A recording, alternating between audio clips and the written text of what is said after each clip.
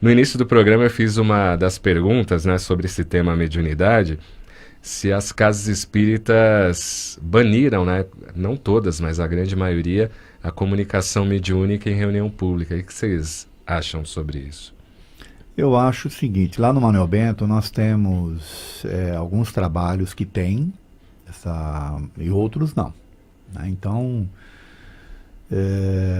eu acho que tem que ter, até porque o que está acontecendo com o espiritismo? Estão fazendo espiritismo sem espíritos, né? Pelo menos para o grande público. Então, naturalmente, que a gente sabe que os médicos que trabalham nos trabalhos de doutrinação, né, de orientação dos espíritos, esses estão recebendo os espíritos. Mas o grande público em si está ficando sem entender, sem saber e tal. Então, lá no Manuel Bento, por exemplo, as segundas, se não me engano, as segundas, quartas e sextas, nós temos lá a manifestação do mentor logo após a palestra, antes do início dos passes. Tá? Conheço outras casas que fazem isso também. É um chamado, eles chamam de trabalho A2. Tá? A característica desse trabalho A2 é a assistência 2, né? E diferente do 1, ele é semelhante, só que a diferença básica é que há a comunicação do mentor. E essa comunicação demora quanto tempo? É rápida, Cláudio, não pode ser mais do que 2, 3 minutos. É mais para fazer um complemento, ou uma palestra, ou alguma coisa assim, entendeu? Que é uma orientação vinda do plano espiritual. O Edson, e é aberto a todo público, ou a um público que já passa por um tratamento e especificamente é direcionado para esse tipo de palestra? É assim, veja. Essa atividade que nós temos lá passa pelo DEPO e é encaminhado, mas como é aberto, qualquer pessoa pode ir, né? Tá. As pessoas vão com o cartãozinho ou sem o cartãozinho, que a gente chama de cartãozinho é quem está fazendo o tratamento, né? Certo. E sem o cartãozinho também, porque elas vão lá para tomar passe, ouvir palestra e tomar passe. Então, tem pessoas que já passaram pelo tratamento e elas criam o hábito de continuar indo, né? Porque elas gostam e tal. Então, é normal, é aberto. Tá? Só que não é todos os dias, tem dias específicos. E como é que vocês selecionam o médium que vai dar essa comunicação? Então, isso aí é uma coisa que eu estava até falando ontem lá no curso, tá? A gente tem que tomar um certo cuidado, e aí é uma coisa que a gente tem que pensar, porque você coloca o médium numa saia justa, né? Veja, se ele está sentado lá e está todo mundo esperando a mensagem do mentor, e o mentor não dá mensagem. Vai ter que vir a mensagem, concorda? E aí você bota ele numa saia justa. Aí tem até um ouvinte que falou aqui em animismo, né? Nunca se sabe se vem, se não vem e tal. Então, a orientação que a gente tem é assim, o dirigente, ele fala, olha, vamos ver se é possível e se é permitido a palavra do mentor. E se não vier, não tem problema nenhum. Ponto. Entendeu? Senão você força uma situação até para criar um certo... muito bem. Uma certa mistificação, né? Porque o médium não quer passar vergonha, tá certo? Ninguém quer, né? Na frente do público ainda. Ainda que seja uma mensagem anímica, vamos analisar o fundo e a forma. Se for um conteúdo que traga um conhecimento, né? No Caibar não tem, né? No Caibar não tem. Nosso trabalho público, o nosso trabalho mediúnico é feito num dia diferente do dia de cursos e do dia de palestras. E então as palestras realmente não têm esse trabalho mediúnico. É claro que acontece muitas vezes, a gente quando faz a direção do trabalho de palestra, a gente fica de olho, né, na plateia, porque geralmente tem alguma manifestação, alguma pessoa que está realmente ali assistindo uma palestra e acaba se envolvendo, né? E a gente tem então lá um pessoal preparado para esse pronto atendimento. Para socorrer. Para esse pronto atendimento. Mas não temos, né? E lá na Fraternidade Espírita União, como que é os trabalhos? Nós temos uma última reunião do ano, a gente costuma dizer que é a reunião espiritual que a gente faz aberta ao público, onde nesta reunião nós colocamos os médiuns escolhidos na mesa, né? Escolhidos por quê? Escolhidos pela condição mediúnica, escolhidos pela condição moral, né? E aí nesse dia só a espiritualidade fala. O Ricardo e Eduardo normalmente estão lá conosco, então eles cantam. Temos um trabalhador que vai dirigindo essa palestra e a espiritualidade toda fala. Então, um médium de cada vez vai dando uma mensagem, onde ele vai fechar o ano, vai colocar para nós uma mensagem para o próximo ano, uma mensagem de amor, uma mensagem de carinho. Mas, eventualmente, no término de alguma palestra também acontece. Vou te dar um exemplo. Quando a Paula Zampi vai lá, por exemplo, né? A Paula sabe que a nossa casa é uma casa muito tranquila para isso, então ela já, em algumas vezes, deu a manifestação, e eu, conjunto com ela também, algumas vezes também, no final da palestra, a minha manifestação, mas assim, não é tão frequente como todos os dias, como na casa do Edson. E a única diferença é que na nossa casa, a orientação, que a gente fala que é orientação, que é o atendimento fraterno de outras casas, nós priorizamos pelo médium mediunizado fazer esse atendimento. Então, o médium, ele faz esse atendimento junto com a espiritualidade. Que eu acho que a espiritualidade tem conselhos melhores do que os nossos, né? Então, a gente deixa... Uma visão mais ampla, né? Às vezes eu brinco que eu, Maria Lúcia, estaria lá assim, vamos, filha, acorda, levanta, sacode a poeira, vai atrás, né? E o médium e o mentor vai estar falando assim, calma, filha, tenha paciência, tudo a seu tempo, né? Então, a gente deixa a espiritualidade... Uma outra abordagem, né? A espiritualidade dá essa orientação.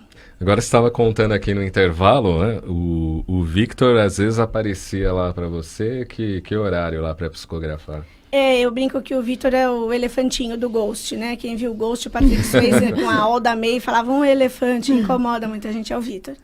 Às vezes eu já estava prontinha para deitar, e ele falava assim, dá para escrever uma coisa, que senão a gente amanhã não vai lembrar, né? Tipo uma quarta-noite, e na quinta-feira a gente tinha que escrever tal coisa. Eu falava, Victor, mas amanhã... Não, mas eu não sei se eu vou chegar no horário, se vai dar tempo, se a gente vai...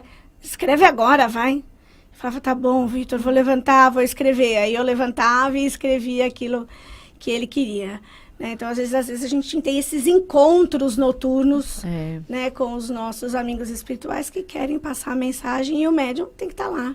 Eu posso fazer uma pergunta? Claro, você, vocês estão aqui também para isso. Que me ocorreu assim, claro, você disse que foi um encontro com a família, né, e com o Victor e tudo, e você conseguiu perceber qual que é o seu papel nisso tudo? O que isso trouxe para você, né, só como médium, mas como Lúcia pessoa? O porquê você está envolvido, né, está envolvida nessa história? É aquela história do acaso, né? Acaso existe? Não, acaso não existe, né? No dia que eu conheci a Marisa, não era a nossa palestra na Harmoniação, era da Paula Zampi. Aí a Paula não pôde ir e pediu para o Ricardo e Eduardo irem. E aí o Ricardo e o Eduardo me ligaram e falaram, Lúcia, faz com a gente a palestra. Eu falei, tudo bem, eu vou fazer. E chegando lá, a Inajá falou assim, olha, eu queria pedir um favor para vocês. A Marisa Deppmann está aqui, foi super recente, que ela perdeu o Victor. Eu falei, olha, não sei, me conta. Aí a Inajá contou a história. Faça uma palestra que não seja uma palestra triste, que não falem muito, sabe? Porque eu acho que... Né? Eu falei, tá, legal, né? E aí a gente falou, então vamos fazer o seguinte, meninos, uma palestra alegre, feliz, falando de amor, falando, né? E aí foi assim que a gente fez. Então a gente se conheceu nesse momento. E eles vieram somar para minha vida, né? O Vinícius, filho da Marisa, começou a estudar com a gente. Hoje é um trabalhador da cura. O Valdir, marido da Marisa, a gente se encontra bastante. A gente está pensando aí numa sociedade fora comercial, que eu quero montar com ele. Então, eu agreguei amigos. O Victor veio agregar amigos para a gente. Fazer parte uma da família do outro. Foi um reencontro. Para sorte sua, você é espírita, senão você ia ser internada. Né? Pensou a família meia-noite lá psicografando. Agora, uma outra questão. A gente está falando aqui do Victor, de um livro, de um trabalho que vem sendo feito, tanto espiritual quanto na casa espírita, né, pelo lado material. Mas existem informações de que existem instâncias superiores do Victor? Ele é só parte de um mecanismo? Falou, bom, já que você passou por isso, vai lá e conta a sua história e o seu relato. Mas foi alguém que pediu para o Victor? E quem é esse alguém? É um grupo no mundo espiritual? Existe informação sobre isso? Olha, na verdade, a gente conversou muito sobre isso, eu, Marisa, né? Antes de amadurecer essas histórias todas para chegar para Eliana. Não é um acaso também, a partir do Victor tinha um porquê, é o que a gente fala. Hoje, a gente tem essa notícia mais na mídia dos latrocínios. Mas na época do Victor, quando aconteceu, a Marisa não entendeu por que aquela morte teve uma mídia tão explorada. Por que o Victor, porque como a Marisa relata para nós, Ela estava no IML e tinha helicópteros da televisão, das rádios. E o próprio diretor do IML falou para ela, sai e dá uma entrevista, porque eles estão pedindo e as pessoas aqui não estão conseguindo trabalhar de tanto que a imprensa está no nosso pé. O seu filho era quem? Ele ainda perguntou para a Marisa. A Marisa falou assim, como assim? Ele era alguma autoridade? Ele era algum ator, artista, jogador? Ela falou, não, meu filho era um menino normal. Então, houve uma mídia exploratória muito grande naquela época. E a gente entende que já vinha sendo traçado essa trajetória de falar, porque ele fala da paz, ele fala do amor, ele fala do perdão. Ele fala muito do perdão, né? Então, eu acho que isso fala também de uma consciência sociopolítica, né? Da gente ver o lado da pessoa que tirou a vida dele. Então, eu acho que teve uma trajetória de trabalho, de tarefa que ele tem que fazer. E ele foi inspirado, sim, por amigos da espiritualidade maior, a trazer esse propósito para nós, né? E também nós temos aí um espírito que trabalha junto com ele, com a Shelly, daqui eu esqueci o nome. O Eric, né? E o Eric também traz essa ajuda ao Vitor, o mentor do Vitor ajuda, para o Vitor trazer essa mensagem para nós, né? Então, eu acho que tem todo um trabalho, sim, envolvido. Uhum. Acredito que o trabalho dele é muito mais amplo do que a gente imagina.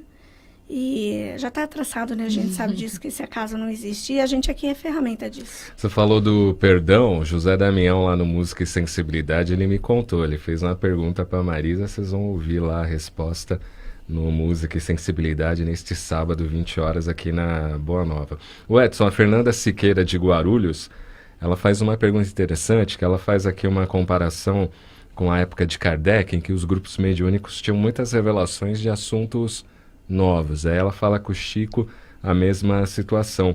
Aí ela pergunta se hoje em dia ainda há grupos mediúnicos que têm essa mesma característica, por exemplo, da época de Kardec, que traziam assuntos mais novos para o tempo em que eles viviam. Olha, eu entendo que não existe hoje, se perdeu isso, tá? Porque o próprio espiritismo no Brasil, ele ganhou uma outra conotação, né? Uma outra forma de atuação. Então, eu acho que não, até onde eu sei, existem essas coisas que eles estão comentando aqui, né? Do espírito vir contar a história dele, e isso ajudar num processo, né, de compreensão maior da doutrina. Você vê, o Vitor está contando coisas aí, a Lúcia está contando coisas, que o Vitor, na verdade, lá no plano espiritual, ele se comporta como se estivesse ainda na Terra. Ele está torcendo, ele brinca com o pai com relação à questão de time, né? Coisas interessantes que estão vindo aí, mas vem dessa forma, não de um grupo específico, né? Focado no estudo, revelação. Ou coisa que o vale, entendeu? Isso eu acho que se perdeu um pouco.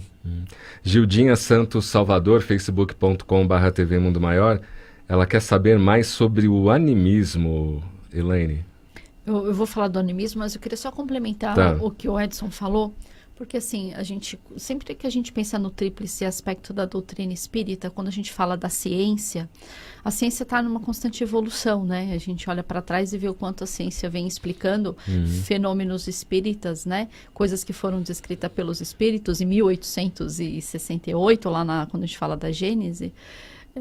Quanto a ciência vem evoluindo e vem explicando. Então, eu acredito muito que as novas obras que vêm, os novos ensinamentos que vêm, têm uma ligação direta com esse processo evolutivo, com essa transformação que a gente vem passando, né? Não só na ciência, mas como na moral também. Então, sempre tem novos conhecimentos a serem transmitidos, né? Porque a gente não está estático, a gente está em movimento, a gente está evoluindo, né?